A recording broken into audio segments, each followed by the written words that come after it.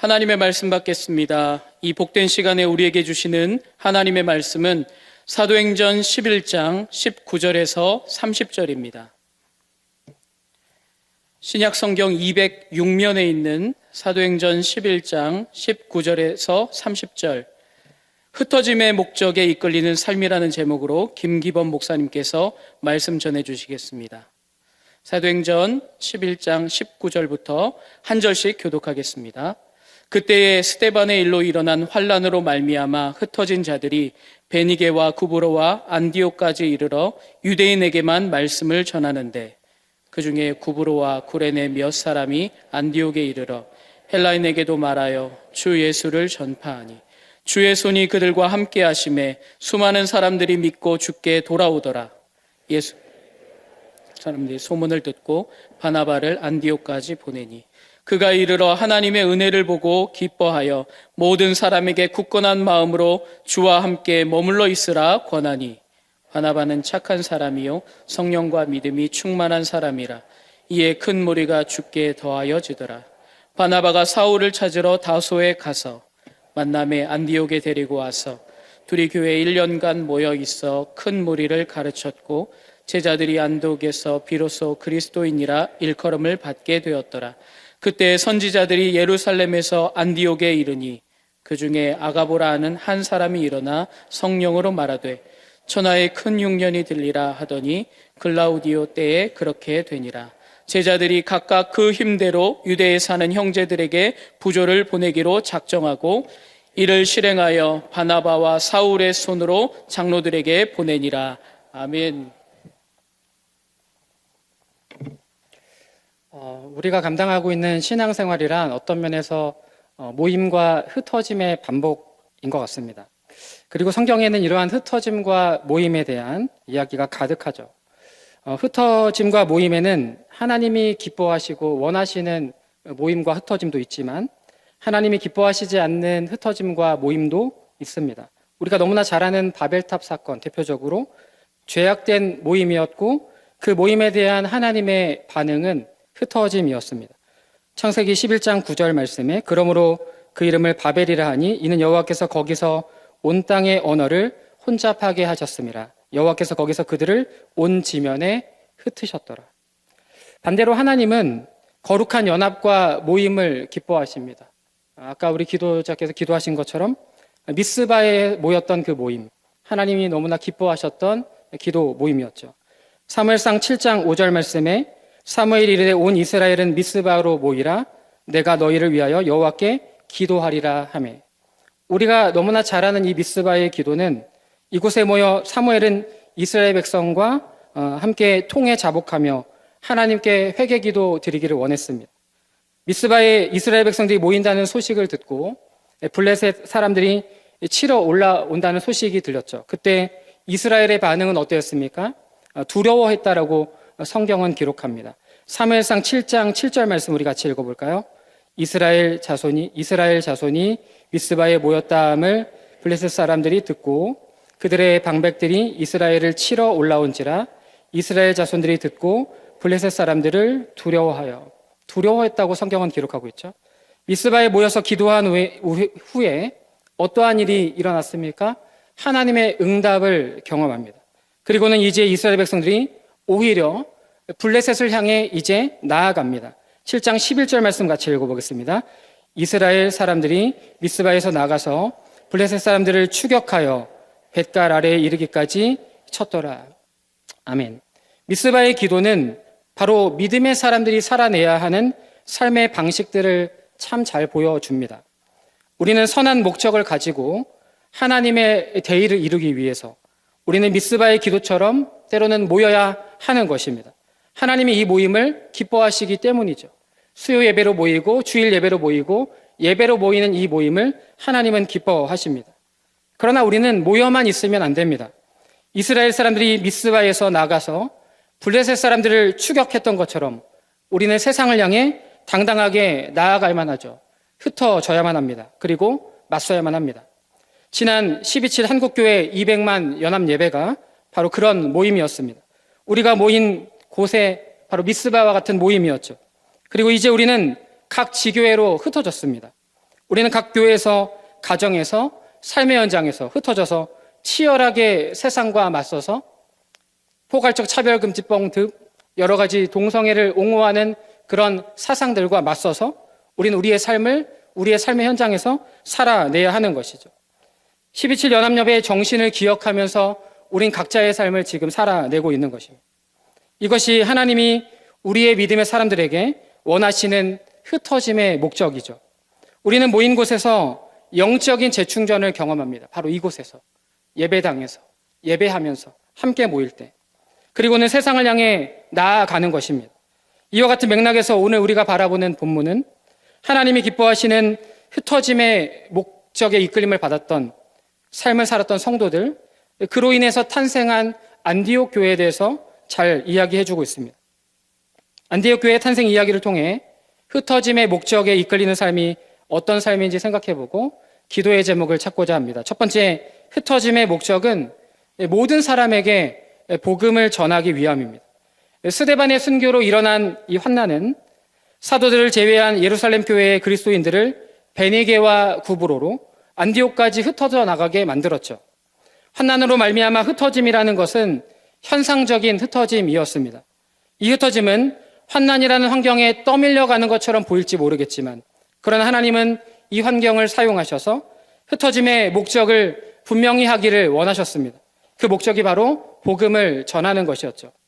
여러분, 선교의 역사를 살펴보면 복음을 받은 민족이나 국가가 다른 민족에게 복음을 전하지 않을 때 하나님께서는 그 민족과 국가를 때로는 쇠퇴시키거나 침입을 받게 하심을 통해서 복음을 전하게 하신 경우가 있습니다. 예를 들어 우리 375년에 기독교는 로마 제국의 공식 기독교가 되었습니다.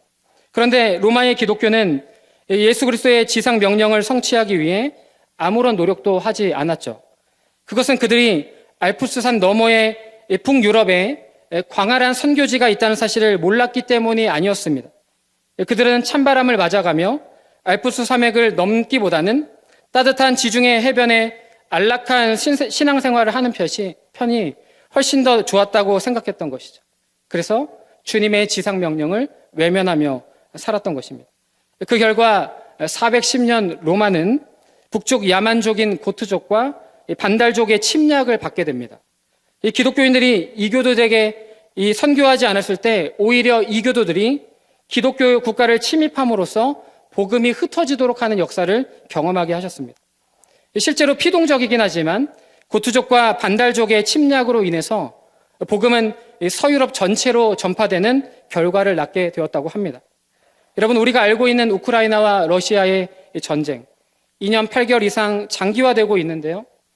전쟁의 장기화로 인해서 선교사님들의 사역이 어려운 것이 현실입니다. 아마 이 기사를 보신 적 있을 텐데요. 좀 오래된 기사이기도 합니다. 2023년 초에 나온 이 기사인데요. 김평원 선교사님이라고 하는 분이 우크라이나 한인 선교사 협의회 전쟁대책위원장이신데요. 이분이 우크라이나는 동유럽 국가 가운데 기독교가 가장 부흥하던 나라였다고 말합니다. 그래서 전쟁 상황 가운데 있지만 복음적으로는 좋은 신앙적 영향력을 끼치고 있다고 이분은 평가를 했어요. 전쟁으로 인해 흩어진 우크라이나 이 디아스포라 기독인들이 복음이 전파되는 역사가 이 사람들을 통해 일어나게 됐다는 것이죠. 흩어진 성도들이 절망하거나 포기하지 않고 신앙을 오히려 떠나간 그곳에서 더 신앙을 견고하게 세워가고 똘똘 뭉쳐 나라를 위해서 기도하고 자신이 있는 곳에서 복음 전한 일을 하기도 했다고 합니다. 선교사님의 말 하나 읽어드리면요. 복음화된 우크라이나 국민들을 유럽 및 튀르키예를 비롯한 이슬람권 국가들 가운데로 흩으셔서 새롭게 복음의 부흥 운동을 일으키시는 불쏘시개로 쓰실 것이라고 하는 선교적 소망을 갖고 있습니다. 선교사님의 이 고백처럼 실제로 이 디아스포라 우크라이나 기독인을 통하여서 하나님은 복음의 확장을 이루어 가고 계십니다. 전쟁 상황이지만 그 상황 가운데서도 하나님은 복음의 확장을 이루어 가신다는 것이죠. 이게 하나님이 사용하시는 환경입니다. 이처럼 하나님은 분명한 목적과 특별히 구원의 계획을 가지고 믿는 자들에게 찾아오는 환경과 형편을 사용하십니다. 사도행전 1장 8절 말씀, 우리가 너무나 잘 아는 말씀이죠. 같이 읽어보겠습니다. 오직 성령이 너희에게 임하시면 너희가 권능을 받고 예루살렘과 온 유대와 사마리아와 땅끝까지 이르러 내 증인이리라 하시니라. 아멘. 이 말씀처럼 주님은 복음의 확장이 되기를 원하는 계획을 가지고 계셨죠. 그리고 이 계획을 어떻게 펼쳐가십니까? 사도행전 1장 8절의 성취 구절이라고 말하는 구절이 사도행전 8장 1절이죠. 1장 8절, 8장 1절. 8장 1절의 말씀을 우리 같이 읽어봅니다.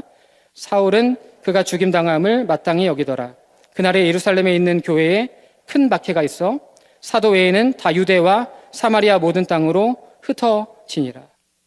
흩어진 사람들이 여러분 무엇을 했을까요? 사도행전 8장 4절을 보시면 제가 읽습니다. 그 흩어진 사람들이 두루다니며 복음의 말씀을 전할세. 하나님이 이 복음의 확장을 이루시겠다고 하는 하나님의 위대한 구원의 계획이 흩어짐이라고 하는 이 박해 상황 속에서 흩어진 그들이 무엇을 했습니까? 복음 전하는 일을 했습니다. 여러분, 흩어져서 바로 복음을 전하는 일을 해야만 했는데 이게 연결성상에 있거든요, 오늘 본문과. 그러나 문제가 있었습니다. 그 문제가 오늘 본문 우리가 읽은 첫 구절에 나타나게 되는데요. 그것은 그들이 가진 선민의식과 특권의식이 쉽게 사라지지 않았던 것이죠. 복음을 전한다고는 했으나 유대인에게만 제한적으로 복음을 전하게 되었던 거예요. 사도행전 11장 19절 말씀 같이 읽겠습니다. 그때에 스데반의 일로 일어난 환난으로 말미암아 흩어진 자들이 베니게와 구브로와 안디옥까지 이르러 유대인에게만 말씀을 전하는데, 여러분 물론 그들이 만날 수 있는 사람들은 디아스포라 유대인보다는 이방인들이 훨씬 더 많았습니다. 그런데 흩어진 자들 중에서 성경은 20절에 이렇게 표현하죠. 그 중에 몇 사람이 헬라인에게도 복음을 전했다고 말합니다.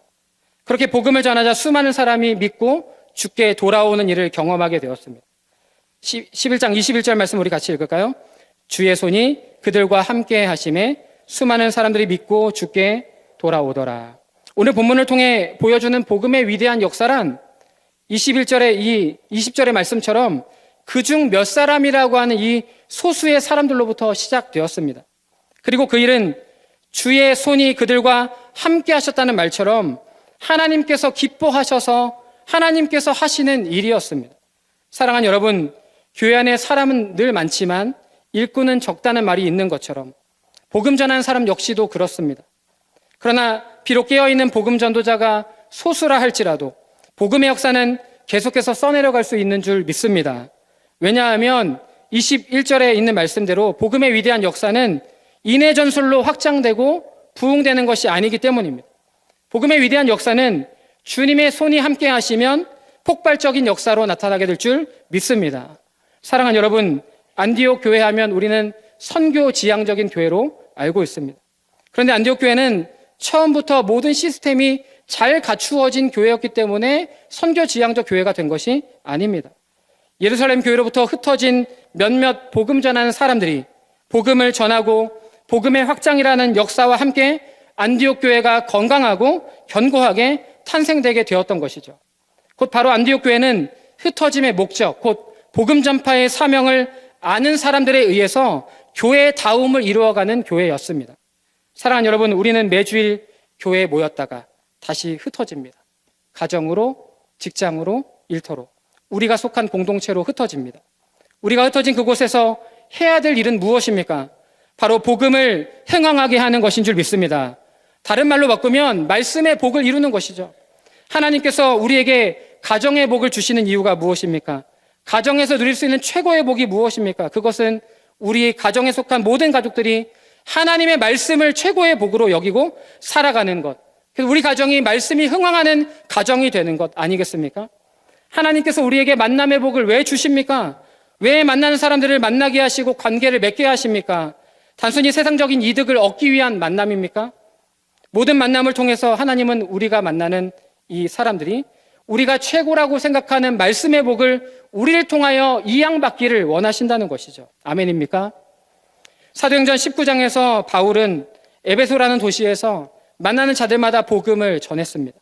바울 당시 에베소는 아시아에서 가장 유명하고 사람들이 많이 붐비는 장소였죠. 그때 많은 사람들이 예수님의 이름을 높이고 자복하는 일이 일어났습니다. 심지어 마술을 행하던 사람들은 자신의 생계를 유지하던 책들을 불사르는 일들이 일어나게 되었습니다. 이것이 바로 복음이 하는 일이었습니다. 사도행전 19장 20절 말씀 같이 읽겠습니다. 이와 같이 주의 말씀이 힘이 있어 흥왕하여 세력을 얻으니라. 그렇습니다. 바울이 에베소에 복음을 전할 때 주의 말씀이 힘이 있어서 흥왕하여 세력을 얻게 되었습니다. 이처럼 우리가 삶의 현장에서 복음을 전할 때 우리가 만나는 공동체에 그리고 만나는 사람들에게 주의 말씀이 힘이 있어 흥왕하게 된 역사를 보게 될 줄 믿습니다. 우리가 만나는 공동체가 우리를 통하여 말씀의 복을 최고로 여기는 공동체가 되기를 원하십니다. 그래서 우리가 머무는 그곳에 하나님의 나라가 임하기를 원하십니다. 이것이 우리가 가정으로, 직장으로, 일터로, 우리가 속한 각각의 공동체로 흩어져 사는 이유이고 목적인 것이죠. 새로남 교회 성도된 우리가 이런 흩어짐의 목적을 가지고 사는 것이야말로 우리 교회가 새로남 교회다운 교회를 이루는 것인 줄 믿습니다. 안디옥 교회를 안디옥 교회답게 만든 것이 복음 전파였다고 한다면 우리 새로남 교회가 교회다움을 온전하게 이루는 것은 우리가 바로 흩어진 그 자리에서 복음 전하는 삶을 살아내는 것인 줄 믿습니다. 바라기는 흩어짐의 목적대로 우리의 가정과 일터와 사업장에 머무는 공동체에 복음이 들려지는 은혜가 있기를 예수 이름으로 축복합니다. 아멘. 두 번째는 흩어짐의 목적은 우리의 정체성을 더욱 분명하게 하기 위함입니다. 안디옥 교회의 탄생 배경으로부터 우리가 알 수 있듯이 안디옥 교회는 참 다양한 사람들이 있었습니다. 헬라인, 유대인, 그리고 개종한 이방인 등 다양한 사람들이 있었죠. 이런 다양한 사람들이 더 이상 인종이나 출신이나 지역으로 특징 지어지지 않고, 그죠? 뭘로 특징 지어졌습니까? 그들에게 들려졌던 별명, 바로 그리스도인이라고 하는 이 호칭으로 이들을 부르게 되었죠. 안디옥 교회의 이러한 모습은 현대 교회를 살아가는 우리에게 교훈을 줍니다. 그것은 교회 안에 다양한 사람들이 있지만 혈연, 지연, 학연으로 특징 지어지지 않는 교회가 건강한 교회라는 사실입니다. 그런 의미에서 우리 새로남 교회는 다양한 사람들이 모여 있지만 혈연, 지연, 학연, 지방색에 좌우되지 않는 건강한 교회인 줄 믿습니다. 그런데 보십시오. 여러분, 오늘 이 안디옥 교회에게 이 호칭을 준 사람은 누구였습니까? 우리가 잘 아는 것처럼 교회 안에서 우리가 부르는 호칭, 성도님, 집사님, 권사님, 장로님과는 너무나 다른 성격입니다. 모여있는 공동체에서 불러준 호칭이 아니라 다른 외부 공동체에서, 이들이 생활하는 삶의 현장에서 비그리스도인들이, 믿지 않는 자들이 불러준 호칭이었습니다. 그렇게 불러달라고 요청한 것도 아니었습니다. 안디옥 교회 밖에 그들이 그렇게 불러주기 시작했다는 것이죠. 우리가 알고 있는 것처럼 이 호칭은 이 사람들을 경멸하는 의미로 사람들은 불렀습니다. 그럼에도 불구하고 중요한 사실은 교회 밖에 사람들이 안디옥 교회 성도들을 구별된 정체성을 가진 성도들로 인정하기 시작했다는 것입니다. 사랑하는 여러분, 우리 교회가 우리 자신을 향해서 외치는 구호가 무엇입니까? 바로 이거죠. 우리는 걸어다니는 새로남 교회입니다 라고 말하죠. 정말 여러분은 걸어다니는 새로남 교회가 맞습니까? 물론 우리가 스스로가 걸어다니는 새로남 교회라는 정체성을 갖는 것도 너무나 중요합니다. 그러나 우리가 걸어다니는 새로남 교회라는 구별된 정체성은 누구에게서 확인받는 것입니까? 여러분, 이 안에서 확인받습니까? 실제로 확인받는 것은 교회 밖에서 우리를 바라보는 사람들에 의해서 우리는 확인받는 것입니다. 사랑하는 새로남의 교우 여러분, 여러분이 거하는 가정에서 자녀들이 보기에 걸어다니는 새로남 교회 교인 맞으십니까? 여러분이 거하는 일터와 사업장에서 머무는 공동체에서 여러분 걸어다니는 새로남 교회 교인으로 인정받고 계십니까? 여러분이 속한 공동체 안에서 만나는 사람들이 보기에 여러분은 진정 새로남 교회가 맞습니까? 그렇게 당당하게 불리고 있습니까? 그렇게 불리기를 기뻐하십니까? 그런데 오늘 본문으로 돌아와 보면 안디옥 교회 성도들이 그리스도인이라고 부르게 된 아주 중요한 과정이 있었습니다. 그것은 영적 지도자를 통한 교회 안에서의 집중적인 신앙 교육이 전제되어 있었다는 것이죠. 복음을 듣고 수많은 사람들이 믿고 돌아오게 되자 예루살렘 교회가 했던 일이 무엇이었습니까? 바나바를 안디옥으로 급파했습니다. 성경은 바나바의 급파 이후 큰 무리가 더해졌다고 기록하고 있죠. 11장 24절 말씀 우리 같이 읽어보겠습니다. 바나바는 착한 사람이요 성령과 믿음이 충만한 사람이라 이에 큰 무리가 주께 더하여 지더라. 이어서 나오는 25절의 말씀에 바나바가 어디로 갑니까? 사울을 찾으러 다소에 갔다는 서술이 나오죠. 안디옥에 밀려오는 많은 이방인들을 어떻게 가르쳐야 할지에 대한 고민을 가지고 이방인 복음 전파에 나름대로 경험을 가지고 있는 사울에게 동역 요청을 하게 된 것으로 보입니다. 그렇게 바울과 바나바의 안디옥에서의 동역을 통해서 집중적인 신앙 교육을 받은 안디옥 교회 성도들이 비로소 그리스도인이라고 하는 호칭을 얻게 되었던 것이죠. 그러므로 우리가 흩어짐의 목적을 온전하게 이루어서 우리가 거하는 삶과 마주하는 삶으로 사람들로부터 그리스도인으로 구별된 호칭을 받는 것은 교회를 다닌다고만 되는 것은 아닙니다. 예수님을 믿게 된 신자는 나이와 상관없이 모두 영적인 어린아이로 출발을 하죠. 그리고 어린아이는 반드시 신령한 말씀의 젖을 먹고 성장해야만 합니다. 그 성장하기를 원하는 것이 주님의 마음이죠. 베드로전서 2장 2절 말씀 같이 읽어보겠습니다. 갓난 아기들 같이 순전하고 신령한 젖을 사모하라. 이는 그로 말미암아 너희로 구원에 이르도록 자라게 하려 함이라. 세상 속에서 잘못 길들여지는 삶의 방식들을 청산하고 집중적인 신앙 교육을 통해서 예수님을 따라가는 삶이 무엇인지를 배우지 않으면 안 되는 것입니다. 그래서 우리는 삶의 연정으로 흩어졌다가도 다시 교회로 모이는 것입니다. 우리가 이 3일 저녁, 이 수요 예배를 왜 다시 모입니까? 흩어졌다가 정말 해이해진 우리의 삶을 다시 한번 모여서 다잡기 위해서 우리는 이 예배당에 모여 예배합니다. 주의 말씀 앞에 섭니다. 종교개혁자 칼빈은 교회를 뭐라고 얘기했습니까? 신자들의 어머니다. 왜 어머니라고 얘기했습니까? 어머니가 아이를 잉태하고 낳고 기르는 것처럼 교회는 신자들의 영적인 생명을 양육하는 어머니의 품과 같기 때문에 칼빈은 교회를 어머니다라고 지칭했어요. 그러므로 어머니의 품인 교회에 모여서 우리는 자라고 성장해야만 합니다. 교회의 영적 지도자를 중심으로 집중적인 신앙 교육과 훈련을 받아야만 합니다. 그래야 비로소 우리가 세상 가운데 우리가 만나는 삶의 연장 가운데 흩어져 살아가면서도 그리스도인이라고 하는 우리의 분명한 정체성을 분명하게 내세울 수 있기 때문입니다. 그런 의미에서 우리 교회는 참 좋은 교회입니다. 바나바와 사울과 같이 성령과 믿음이 충만한 담임 목사님과 사모님을 모시고 새로운 함께 보내주시고 지난 30년이라고 하는 행복한 시간을 우리는 보냈습니다. 그리고 목사님, 사모님과 함께 하는 이 제자 사역 훈련을 통해서 집중적인 신앙 교육을 통해 삶의 현장에서 그리스도인이라고 불릴 만한 그런 기독인의 분명한 정체성을 가진 사람들이 많이 세워졌기 때문입니다. 그래서 우리 교회가 안디옥 교회와 같이 소문난 교회가 될 수 있었던 것 아니겠습니까? 여러분 다시 질문을 드리면요. 왜 안디옥 교회가 선교 지향적인 교회가 되었습니까? 세상과 삶 가운데서 그리스도인이라고 불릴 만한 성도들을 교회가 잘 신앙 안에서 양육하고 교육하고 훈련시켜서 세상 가운데 파송했기 때문이었습니다. 그래서 선교 지향적인 교회가 되었던 것이죠. 이렇듯 우리 교회가 제자 사역 훈련 역할 모범 교회로서 계속해서 하나님께 발견되고 참된 그리스도인이라 불릴 만한 많은 사람들을 배출하는 안디옥 교회와 같은 선교 지향적인 교회가 되기를 예수 이름으로 축복합니다.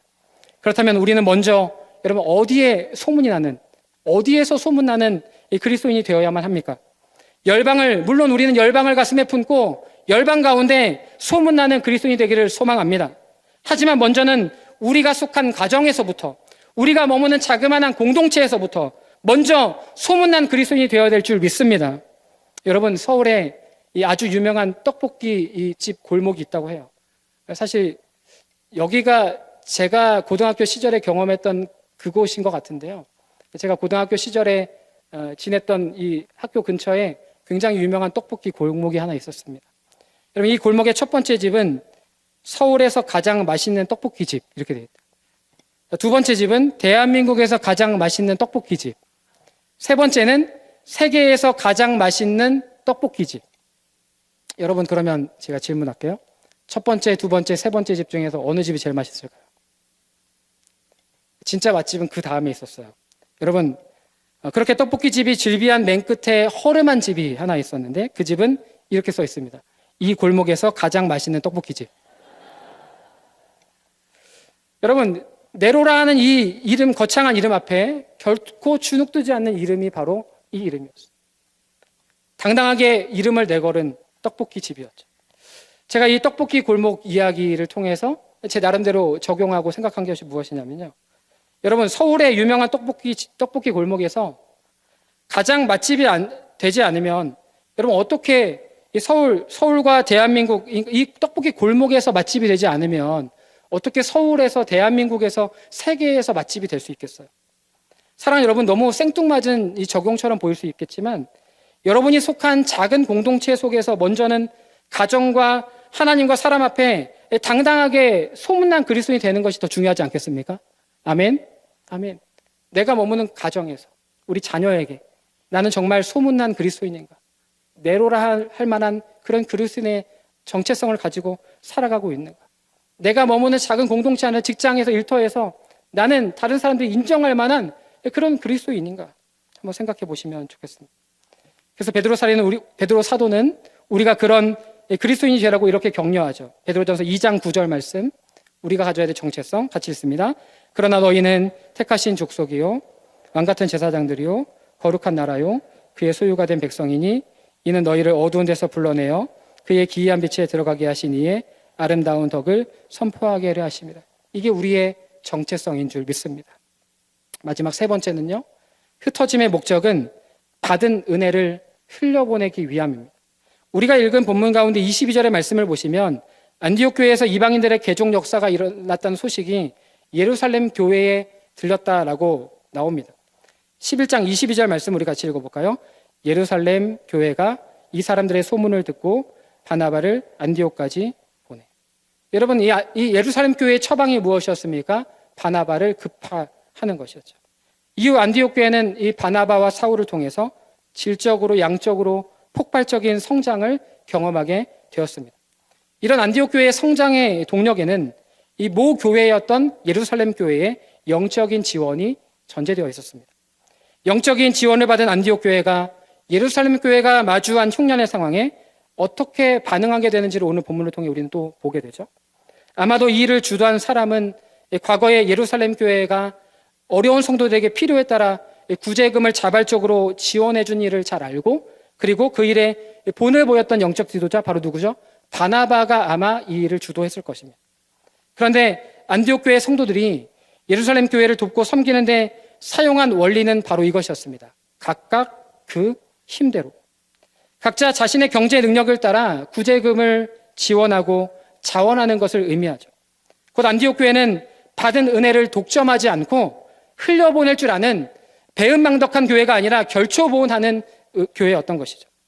그래서 안디옥 교회가 세워지는 초기에는 예루살렘 교회의 지원과 지지를 받아야만 하는 교회였지만, 반대로 예루살렘 교회를 지원하는 역파성 선교가 이루어졌던 것이 바로 안디옥 교회의 열매였습니다.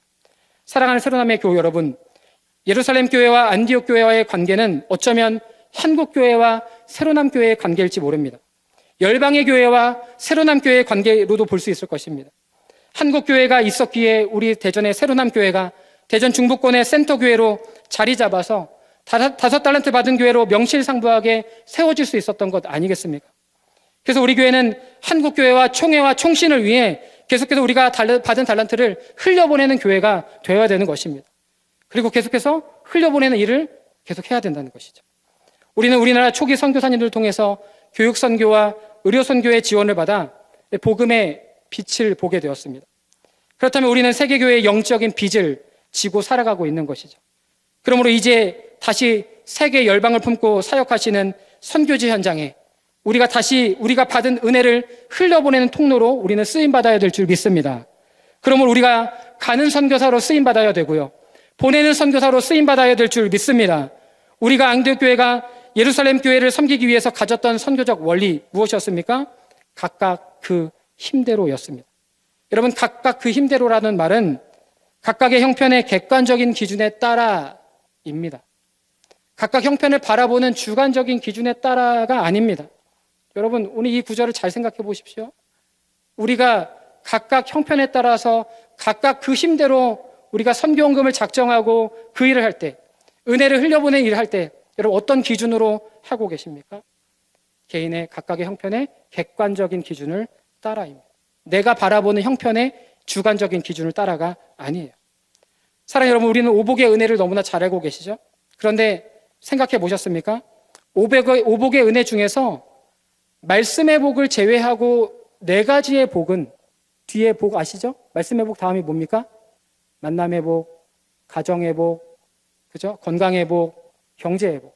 여러분, 이 4개의 복은 제가 자주 이야기합니다. 이 4개의 복은 믿지 않는 사람들도 추구하는 복입니다. 믿지 않는 사람들도 이 4가지의 복을 누구나 다 원합니다. 그렇다면 그리스도인과 비그리스도인을 구분하는 유일한 원리가 무엇입니까? 그 5가지 복 가운데 말씀의 복이 가장 최우선이다라는 것을 인식하는 사람, 그 사람이 진짜 그리스도인이죠. 여러분, 그러기에 저는 이런 생각을 해봤어요. 오복의 은혜는, 자, 한번 띄워주시겠어요? 오복은 생명을 가져다 주는 참된 복이지만, 말씀의 복인 빠진 사복 있잖아요. 사복은 죽음을 가져오는 거짓된 복입니다. 세상 사람들은 이 복에 사로잡혀 삽니다. 거기에 함몰되어 삽니다. 그러기에 말씀을 흥왕하게 하는 일을 위해서 가정의 복을 사용하고, 말씀을 흥왕하게 하는 일을 위해서 만남의 복을 사용하고, 말씀을 흥왕하게 하는 일을 위해서 건강의 복과 경제의 복을 사용해야 됨에도 불구하고 그렇게 사용하지 않는 모습들을 가진 그리스도인이 생각보다 교회 안에 많이 있다는 것이죠. 사랑하는 교우 여러분, 말씀의 복을 흥왕하게 하는 선교가 더욱 흥왕하게 일어날 수 있도록 그 은혜를 흘려보내기 위해서 우리는 쓰임받는 것인 줄 믿습니다. 그래서 우리는 일터에서 일하는 목적도 그것 때문에 일하는 거예요. 그것을 흘려보내기 위해서.